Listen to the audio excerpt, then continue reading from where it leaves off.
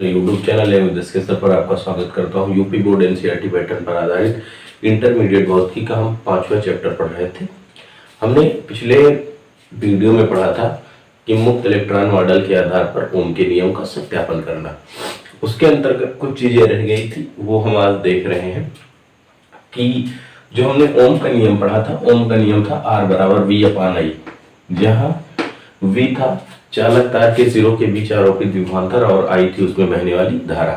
तो बताया गया था कि अगर कोई चालक तार होता है, अगर हम उसकी भौतिक अवस्था में कोई परिवर्तन ना करें तो चालक तार के सिरों के बीच आरोपित विभवांतर V तथा उसमें बहने वाली धारा I का जो अनुपात होता है वो नियत होता है। लेकिन जो ये R होता है, R क्या होता है? R होता है हमारा वैद्युत प्रतिरोध। ठीक है, R जो है, R हमारा होता है वैद्युत प्रतिरोध। जो ये वैद्युत प्रतिरोध होता है ये एक यूनिवर्सल नहीं है। यूनिवर्सल होने का मतलब सार्वत्रिक नहीं है, अर्थात ये सबके लिए सही नहीं है। ये जो R बराबर V/I होता है ये केवल धात्विक तारों के लिए सही होता है। ठीक है, धातु से बने तारों के लिए R बराबर V/I जो होता है सही होता है। ठीक है, तो सबसे पहली बात, जो वैद्युत प्रतिरोध R है वो यूनिवर्सल नहीं होता है, अर्थात सार्वत्रिक नहीं होता है, यह केवल धात्विक तारों के लिए सत्य होता है। दूसरी बात, ओम के नियम में जब हम ग्राफ खींचते हैं, ठीक है, तो जब ग्राफ खींचते हैं तो ग्राफ में ये एक्स अक्ष होता है, ये वाई अक्ष होता है। ठीक है, जब हम ग्राफ खींचते हैं तो ग्राफ में दो चीजें यहाँ से ध्यान देने योग्य हैं, कभी कभी पूछी जाती है एक्स वाई। जैसे आप इंटर के बाद कोई कंपटीशन एग्जाम देंगे, कोई प्रतियोगी परीक्षा, तो उसमें ये लगभग हो सकता है पूछा जा सकता है, ये एक्स अक्ष है, ये वाई अक्ष है। तो ओम के नियम में एक बात ध्यान देते हैं, जैसे वैद्युत धारा को हम एक्स अक्ष पर लेते हैं, धारा को किस अक्ष पर? एक्स अक्ष पर, और विभवांतर को किस अक्ष पर ले? वाई अक्ष पर। विभवांतर को वाई अक्ष पर और धारा को एक्स अक्ष पर लेते हैं तो ओम के नियम के लिए जो हमारी होती है एक नियत कोण पर झुकी हुई सरल रेखा प्राप्त होती है। ठीक, ये जो सरल रेखा प्राप्त होती है, इस सरल रेखा की जो ढाल या जो प्रवणता होती है, इस सरल रेखा की ढाल ये जो प्रवणता होती है, प्रवणता या ढाल को हम tan थीटा से प्रदर्शित करते हैं, और tan थीटा बराबर होता है लंब बटे आधार। लंब आपका V हो जाएगा और आधार आपका कितना I हो जाएगा। तो जो ढाल होती है, ये सरल रेखा की जो ढाल होती है वो चालक तार के प्रतिरोध R को दर्शाती है। किसको दर्शाती है? R को। ठीक, लेकिन कब? ध्यान देना, जब धारा को हम किस अक्ष पर दर्शाएंगे? एक्स अक्ष पर, और विभवांतर को किस अक्ष पर दर्शाएंगे? वाई अक्ष पर।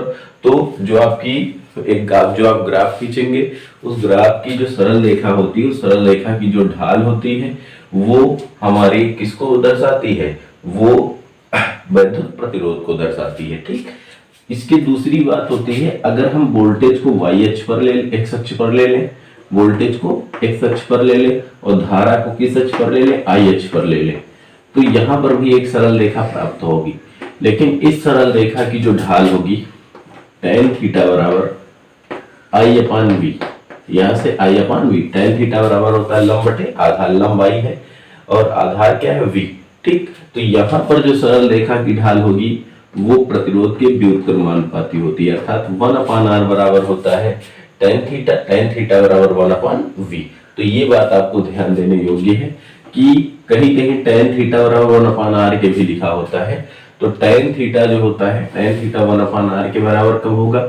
जब हम धारा को किस अक्ष पर दर्शाएंगे? आई अक्ष पर, और वोल्टेज को किस अक्ष पर? एक्स अक्ष पर। ठीक, धारा को वाई अक्ष पर और वोल्टेज को अगर एक्स अक्ष पर दर्शाएंगे तो tan जो सरल रेखा की जो ढाल होगी वो प्रतिरोध के व्युत्क्रमानुपाती होगी, और अगर धारा को हम एक्स अक्ष पर, वोल्टेज को वाई अक्ष पर रखेंगे तो जो सरल रेखा की ढाल होगी वो किसको दर्शाएगी? प्रतिरोध R को दर्शाएगी। ठीक है, अगला टॉपिक हम पढ़ते हैं विशिष्ट प्रतिरोध अथवा प्रतिरोधकता। देखिए, हमने प्रतिरोध के बारे में पढ़ा था कि धारा के मार्ग में उत्पन्न होने वाला प्रतिरोध जो अवरोध प्रतिरोध कहलाता है। तो इसमें हमने वैद्युत प्रतिरोध को पढ़ा था। अब हम पढ़ेंगे जो होता है विशिष्ट प्रतिरोध क्या होता है। विशिष्ट का मतलब आप समझ ही रहे हो।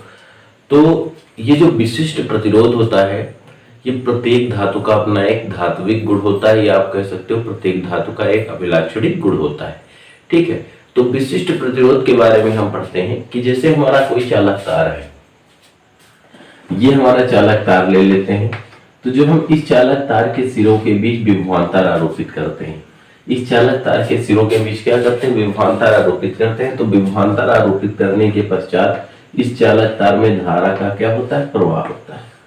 चालक तार में धारा का प्रवाह होता है। तो चालक तार के किसी भी बिंदु पर, ठीक, उत्पन्न वैद्युत क्षेत्र उत्पन्न होगा। इस चालक तार के प्रत्येक बिंदु पर वैद्युत क्षेत्र उत्पन्न होगा, कल पढ़ा था। तो वैद्युत क्षेत्र उत्पन्न होगा चालक तार के प्रत्येक बिंदु पर, किसी भी बिंदु पर वैद्युत क्षेत्र, प्रत्येक बिंदु पर वैद्युत क्षेत्र उत्पन्न होगा। तो हम किसी एक बिंदु की बात करेंगे।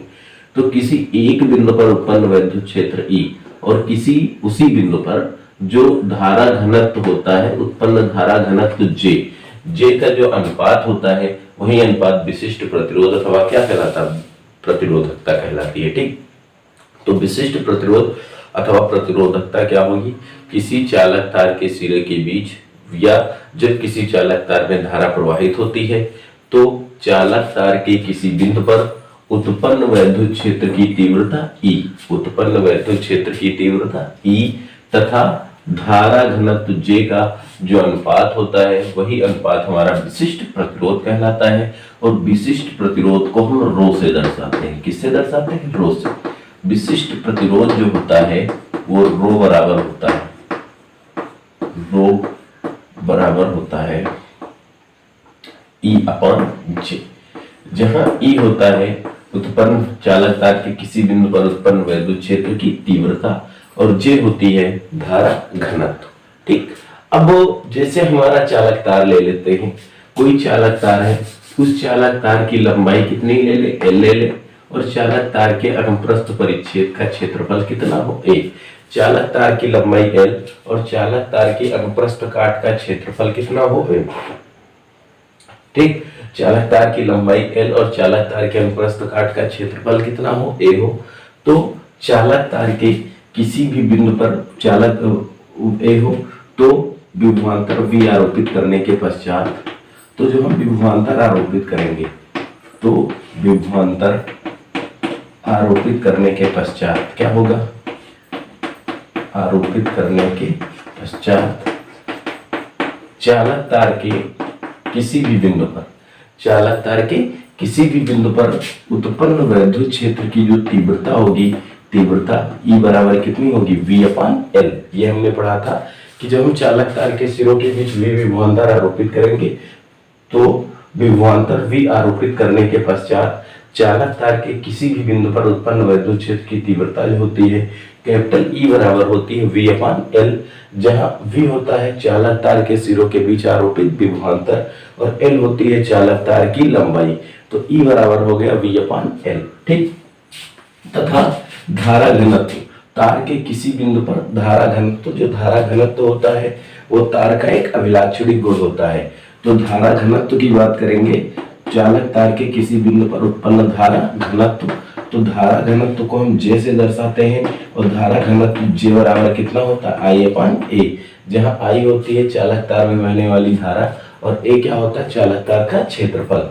तो ये जो E और J हमने निकाला है, E और J का मान रख दे समीकरण 1 में, E तथा J का मान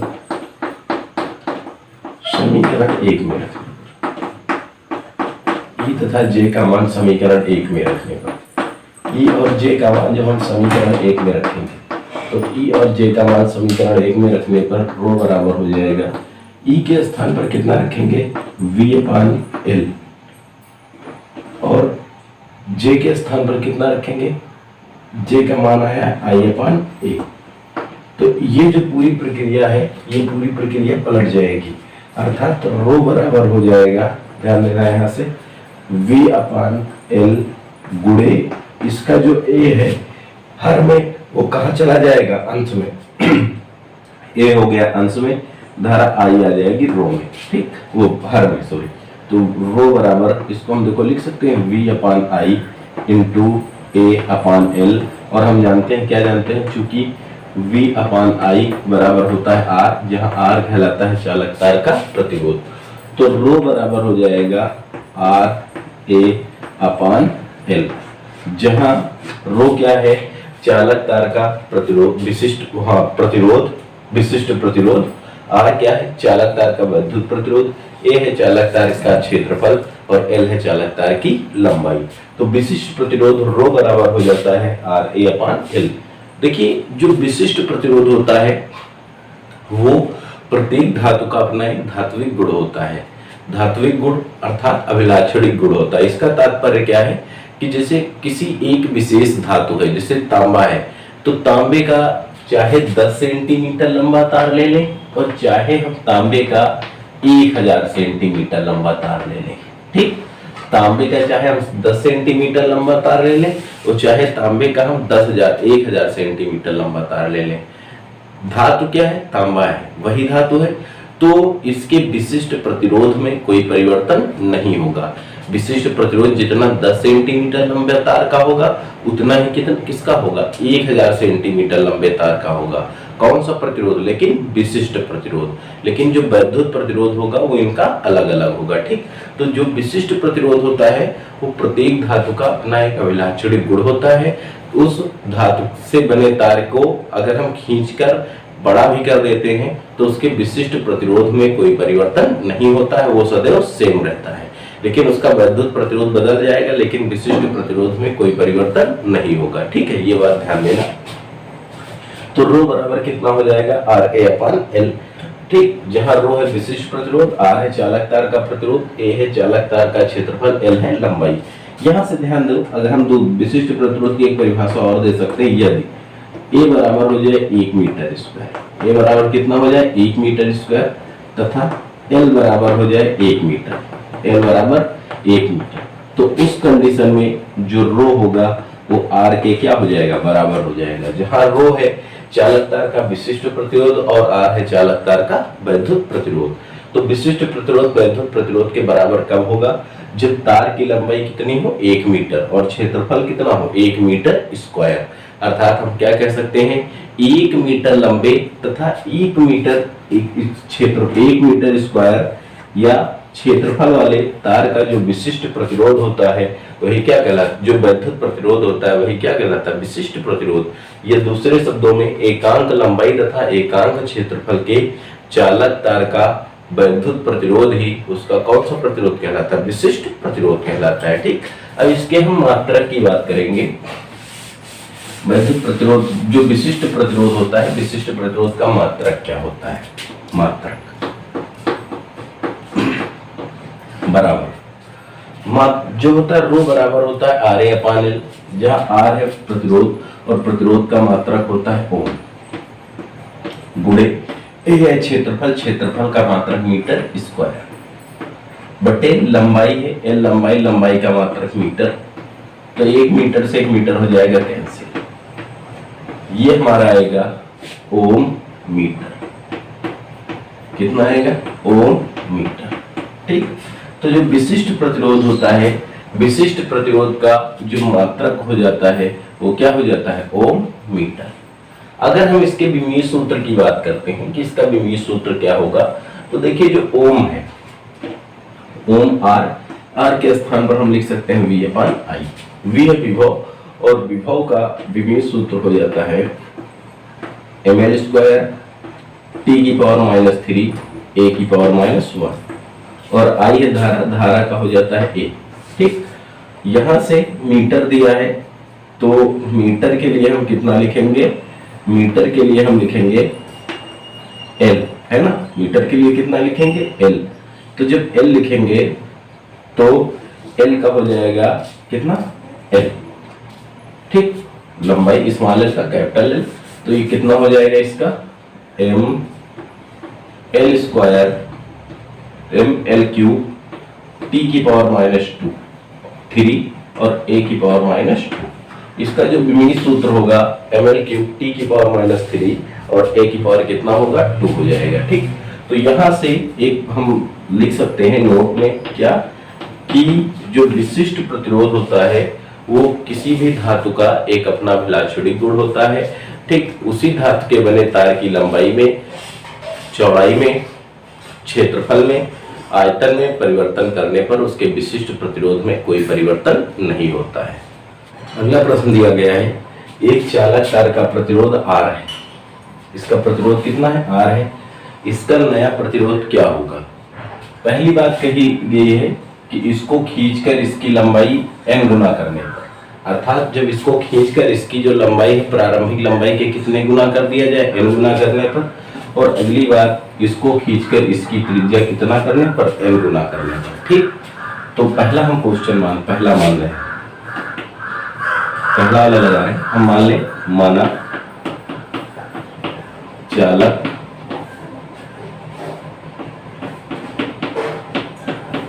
तार का प्रारंभिक क्षेत्रफल A1 तथा लंबाई L1 बराबर L है। लंबाई L1 बराबर कितनी है, L है। इसको खींचने पर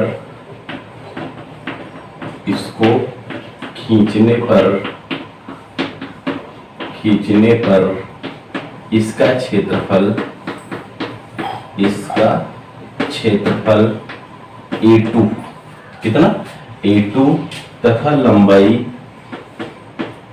L2 बराबर, देखिए खींचकर हम कितना कर रहे हैं, n गुना। जब पहले अगर इसकी लंबाई L थी तो इसको खींचने पर इसकी जो लंबाई है प्रारंभिक लंबाई के कितने गुना हो गई, n गुना। तो L2 बराबर n गुणे प्रारंभिक लंबाई अर्थात NL, अर्थात कितना, NL है। ठीक, NL हो जाती है।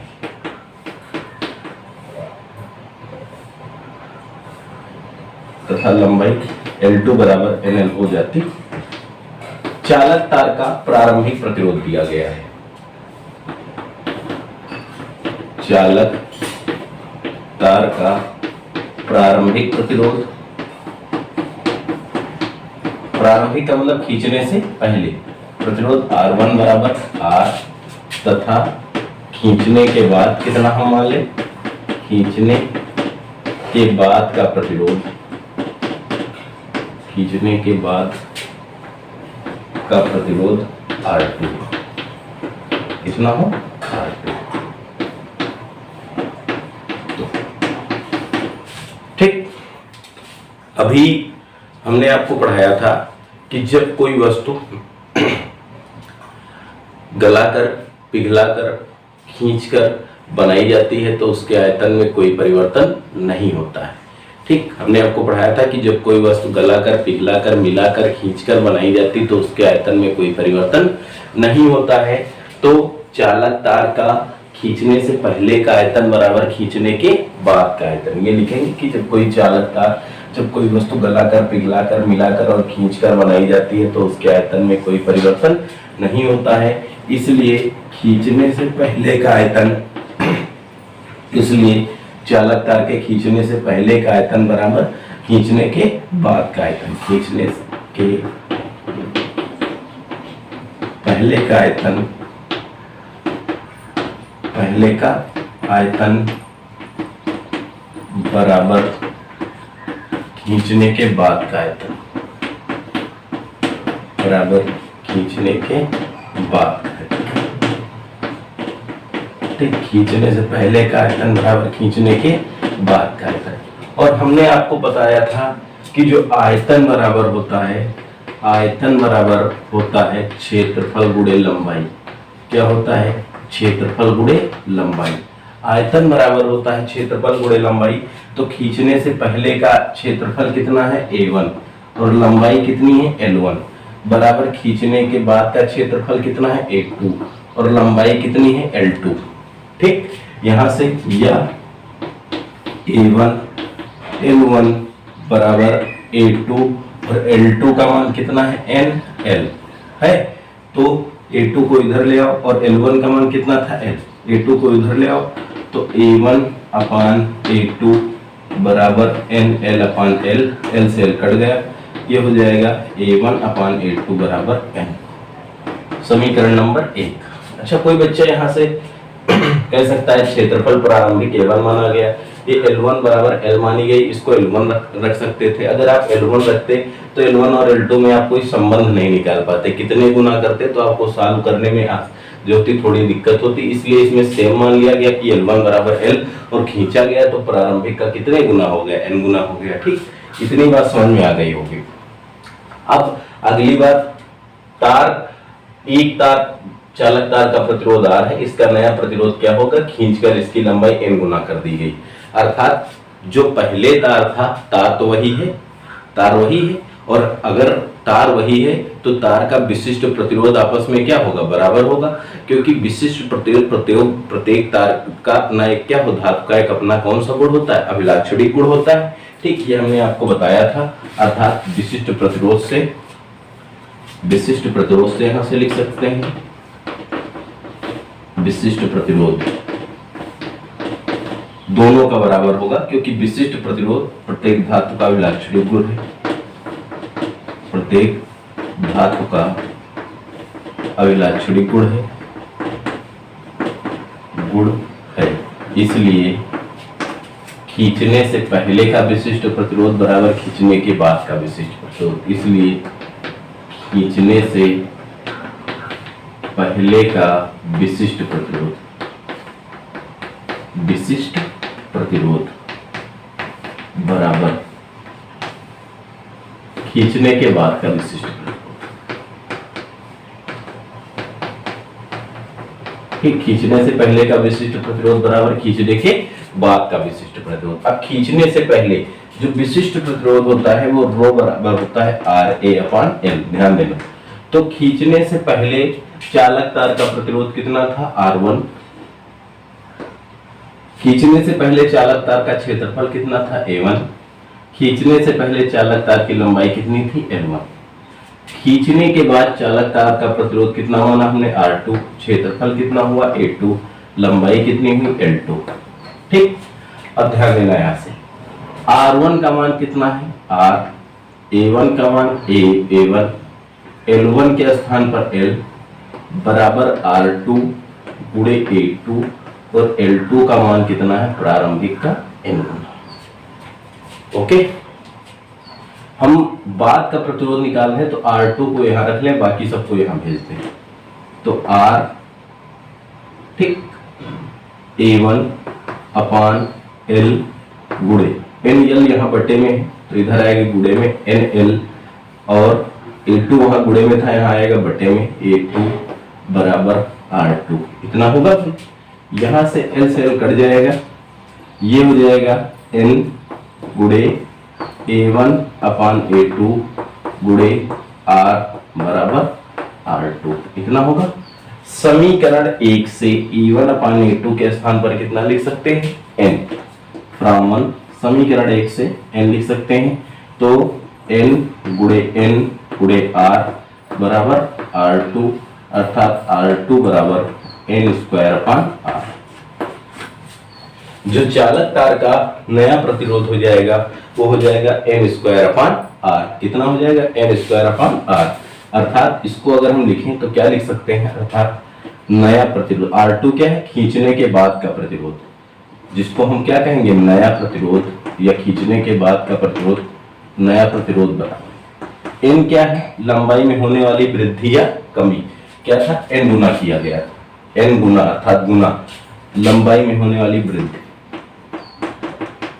या कमी भी इसको बोल सकते हैं ना, होने वाली वृद्धि या कमी का वर्ग गुणे R कौन सा प्रतिरोध था, पुराना प्रतिरोध, गुणे पुराना प्रतिरोध। बस समझ में आई।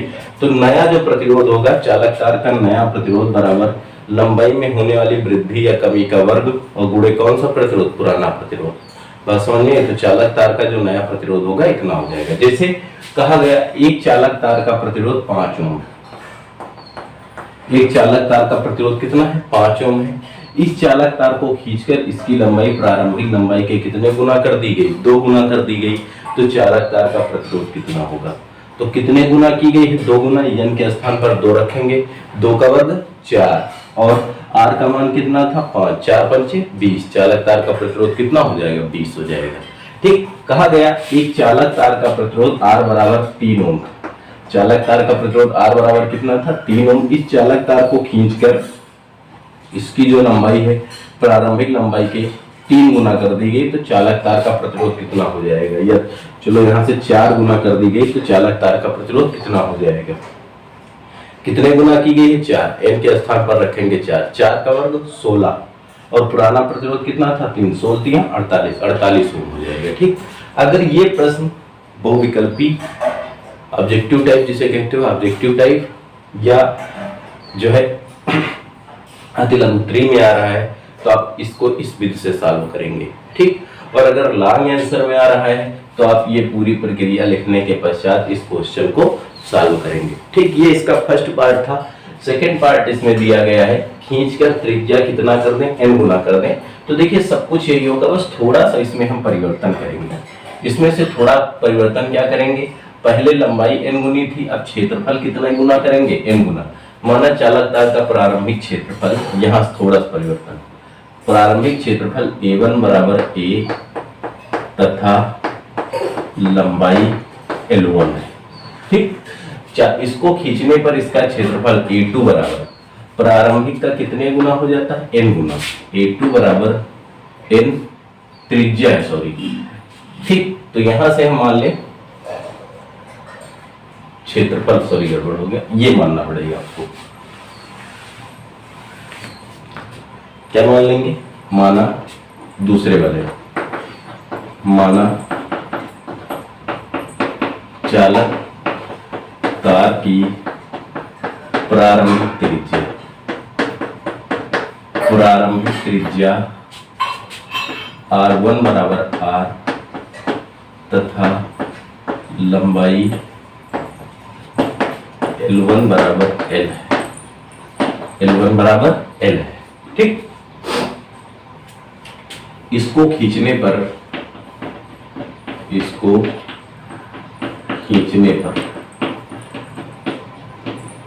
तार की त्रिज्या R2 बराबर प्रारंभिक का कितना हो जाती है, n गुना, R2 बराबर NR तथा लंबाई L2। ठीक, इतना परिवर्तन करेंगे। पहले हमने लंबाई में संबंध दिया था तो लंबाई को माना था L, और यहाँ त्रिज्या में संबंध दिया गया है तो त्रिज्या को ऐसे मानेंगे। ठीक, तो माना चालक तार की प्रारंभिक त्रिज्या R1 बराबर R तथा लंबाई L1 है। चालक तार को खींचने पर इसकी त्रिज्या प्रारंभिक की n गुनी NR तथा लंबाई कितनी हो जाती है, L2 हो जाती है। ठीक, इसलिए फिर आगे लिखा चालक तार का प्रारंभिक प्रतिरोध R1 बराबर R दिया गया है तथा खींचने के बाद का प्रतिरोध कितना हो, R2 हो। तो हमें पता है जब कोई वस्तु गलाकर, पिघलाकर, मिलाकर और खींचकर बनाई जाती है तो उसके आयतन में कोई परिवर्तन नहीं होता है। अर्थात कहने का तात्पर्य क्या है, खींचने से पहले का आयतन बराबर खींचने के बाद का आयतन, और यहाँ से आयतन बराबर होता है क्षेत्रफल गुणे लंबाई, ये लिख दिया। और हम जानते हैं चालक तार बेलनाकार होता है और उसका क्षेत्रफल होता है, वो होता है पाई आर स्क्वायर। कितना होता है, पाई आर स्क्वायर। तो देखो A1 के स्थान पर हम लिखेंगे पाई R1 स्क्वायर L1 बराबर A2 के स्थान पर पाई R2 स्क्वायर L2। यहाँ से पाई से पाई कट जाएगा। R1 का मान कितना है, R। R1 के स्थान पर R रखेंगे R स्क्वायर L1 बराबर R2 का मान कितना है, NR, ये रखेंगे NR का स्क्वायर और ये हो जाएगा L2। ठीक, तो यहाँ से देखो L2 को इधर ले आओ तो L1 अपान L2 बराबर यहाँ से NR ब्रैकेट ओपन होगा, ये हो जाएगा N square R square upon ये बटे का R स्क्वायर, ये R स्क्वायर से R स्क्वायर कट जाएगा तो कितना आएगा, L1 अपान L2 बराबर N स्क्वायर। समीकरण नंबर 1। ठीक, फिर वही बात, खींचने से पहले का प्रतिरोध बराबर खींचने के बाद का प्रतिरोध, खींचने से पहले का प्रतिरोध बराबर खींचने से बाद का प्रतिरोध। ठीक, ये पूरी प्रक्रिया लिखेंगे, अर्थात R1 A1 अपान L1 बराबर R2 A2 अपान L2। R1 का मान कितना था, R A1 के स्थान पर हम लिख सकते हैं पाई R1 स्क्वायर, ये इसका प्रारंभिक क्षेत्रफल। L1 का मान L1 का मान L1, ये R2 A2 के स्थान पर कितना लिखेंगे, पाई R2 स्क्वायर अपॉन L2, क्योंकि बाद में त्रिज्या कितनी थी, R2, ये पाई पाई कट जाएगा। ठीक, ये हो जाएगा R और R1 का मान कितना था, R, ये हो जाएगा R स्क्वायर अपॉन L1 बराबर R2 और गुणे स्मॉल r2 त्रिज्या कितनी थी nr, इसका स्क्वायर बटे L2। पुनः आप r को रोक लेंगे, सबको इधर भेज देंगे, ठीक, या ऐसा कर लीजिए, ये हो जाएगा r, ठीक है, गुणे r बराबर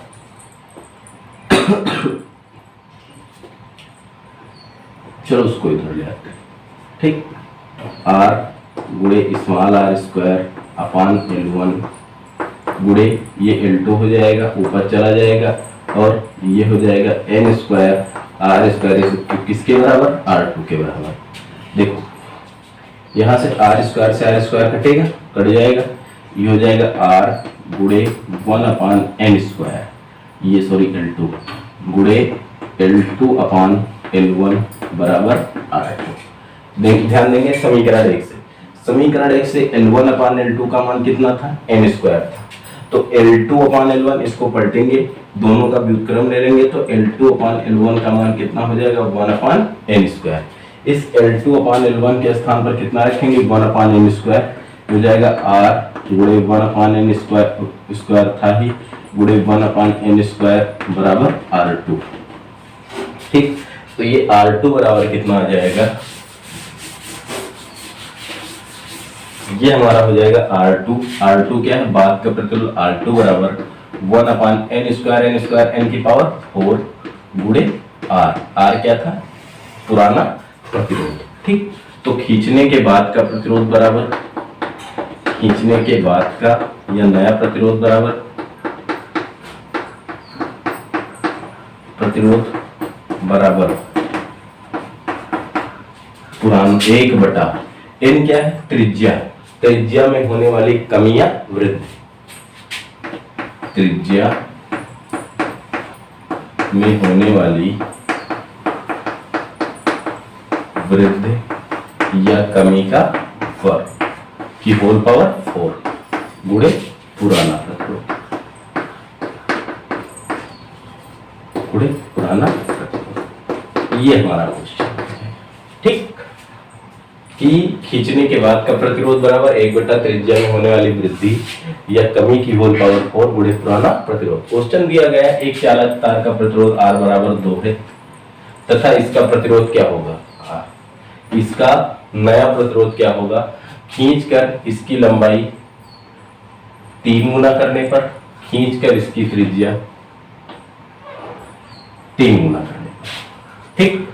तो अभी लंबाई के लिए हमने लिखा था, लंबाई वाले में जो होता है नया प्रतिरोध R डैश बराबर या R2 बराबर होता है n स्क्वायर R, जहां n होता है लंबाई में होने वाली वृद्धि या कमी का वर्ग। तो कितने गुना, 3 का वर्ग, पुराना प्रतिरोध कितना था 2, 3 का वर्ग 9, 9 दूनी 18 ओम हो जाएगा।